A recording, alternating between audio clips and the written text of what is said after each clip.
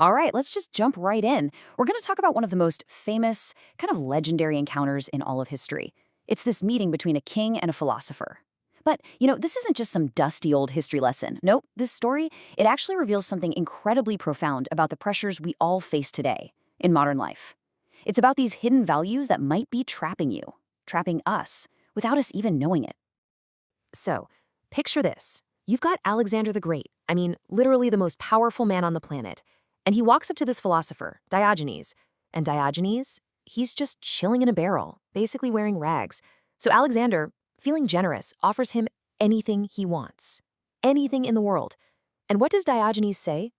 He just looks up and goes, "Yeah, you can do something for me. Get out of my light. You're blocking the sun." Can you believe that? It is just this incredible, jaw-dropping moment of defiance. And this is really the core of it all, right? This isn't just about a rich guy versus a poor guy. It's about two totally different ideas of what it means to be a master. See, Alexander mastered the world. He conquered empires. But Diogenes, he mastered himself. And that one little moment, that one conversation, it perfectly sets up these two completely opposite paths to living a meaningful life. Okay, so why are we talking about this? Why does some old story from thousands of years ago matter right now? Well, it's because our society, the world we live in, it quietly pushes almost every single one of us down Alexander's path. We end up becoming what the author of our source material calls unconscious Alexanders. We're all chasing this one specific idea of success, an idea that maybe, just maybe, isn't even ours to begin with. And the engine that drives this whole thing is a concept called vicarious values. Think of them like the unwritten rules of the game of life. Nobody ever sits you down in a classroom to teach them, but man, they are everywhere. They're on your phone, they're at your job, they're shaping what you want out of life. Essentially, they're values we kind of soak up from the culture around us instead of figuring them out for ourselves.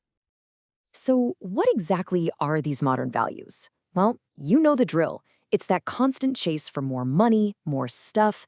It's picking a job because of the fancy title, not because you actually love doing it. It's this obsession we have with youth, with fame, with being a celebrity. And underneath it all, this constant, gnawing anxiety that you're not doing enough, not achieving enough. Sound familiar at all? But here's the catch. Here's the hidden cost of chasing all that stuff. These values, they're a distraction, a really good one. They keep us so busy, so focused on this external race to the top, that we never stop and look inside to ask that one simple, terrifying question: is this what I actually want? Because the second you do that, you might just realize you've been running the wrong race this whole time. So, this all leads to a really important question. And it's one I want you to seriously think about for a second. Are you an unconscious Alexander? Are the goals you're chasing, are they really yours?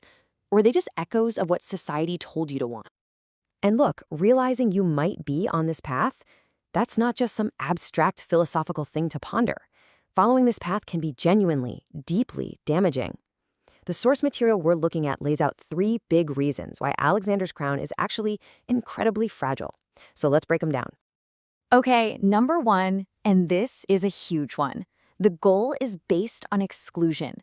The whole point of the game is to be the outlier, the best, the richest, the most famous. Think about it. By definition, there can only be one biggest or wealthiest. It's a system that mathematically guarantees that almost everybody else has to fall short. And what does that create? It creates this constant frustration, this feeling of being less than. It's a game that is literally designed for almost everyone to lose. All right, problem number 2. The motivation behind it all is basically a mirage. Like when you're in the desert and you see water, it looks so real, so satisfying from far away, but when you finally get there, poof, it's gone. This really gets to the difference between extrinsic and intrinsic motivation. See, extrinsic goals, like getting more money or higher status, they're like a sugar high.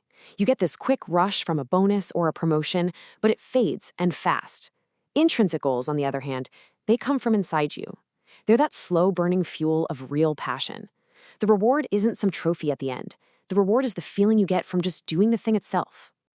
And that leads us to the third and maybe the darkest consequence of this path.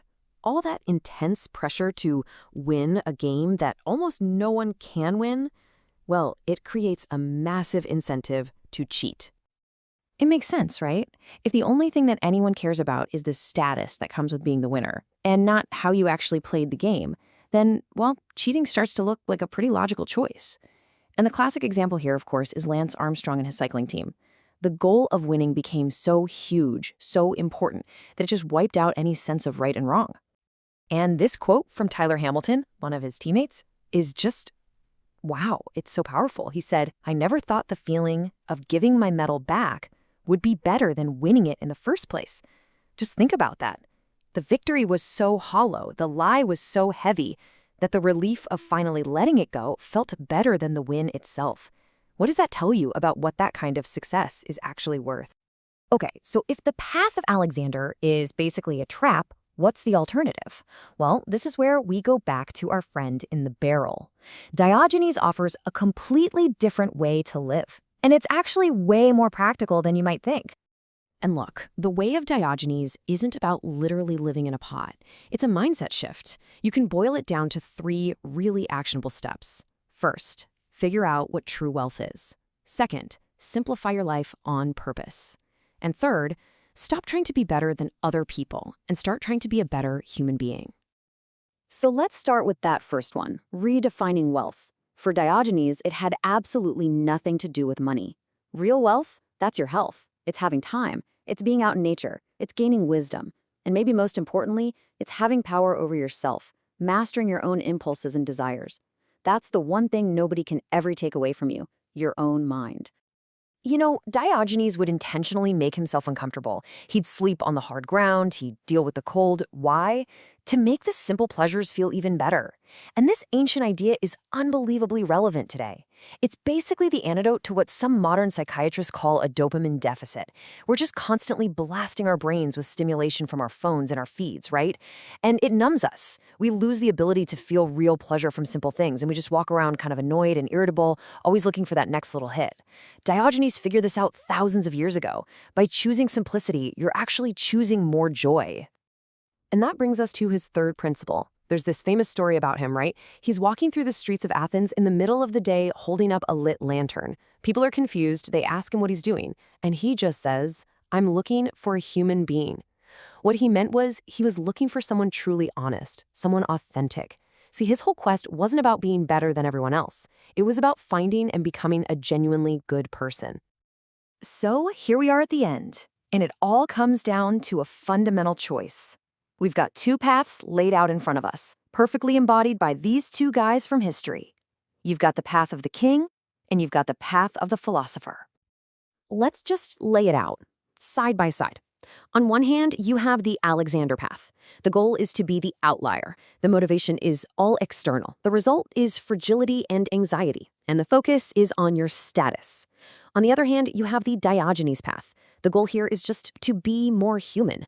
The motivation is intrinsic. The result? Resilience and contentment, and the focus is on internal self-awareness. It's a choice between a fragile tower and a resilient tree. And that brings us right back to that first image, right? Alexander standing there casting a shadow over Diogenes. The ultimate question this whole story leaves us with is a really personal one. What are the things, the values you didn't choose, the pressures from the outside world, the ambitions you're not even sure are yours, that are standing between you and your own light? So the real question is, what's blocking your sun?